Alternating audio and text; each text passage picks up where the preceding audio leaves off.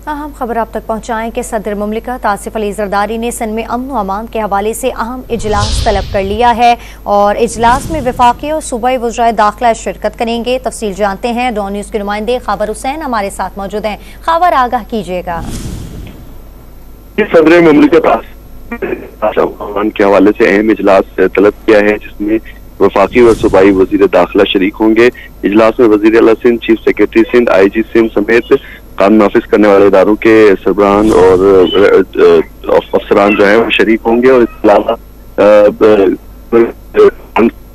जो है इसमें शरीक होंगे अमन अमान के और खासतौर पर कच्चे में डाकुओं के जो ऑपरेशन डाकुओं के खिलाफ जारी है उस हवाले से, और कराची में जो सीट क्राइम वारदातें मुसलसल हो रही है, शहरियों का कत्ल हो रहा है, इस हवाले से ब्रीफ किया जाएगा और फैसला कुन ऑपरेशन का अभी अहम फैसला जो है मुतवक्के है। सदर मुमलिकत आसिफ अली जरदारी ने सिंध में अमन अमान के हवाले से अहम इजलास तलब कर लिया है। इजलास में वफाकी और सूबाई वज़राए दाखिला शिरकत करेंगे, जबकि वज़ीर आला सिंध, चीफ सेक्रेटरी, IG भी शरीक होंगे। तफसील हमें अपडेट कर रहे थे खबर हुसैन, आपका बहुत शुक्रिया।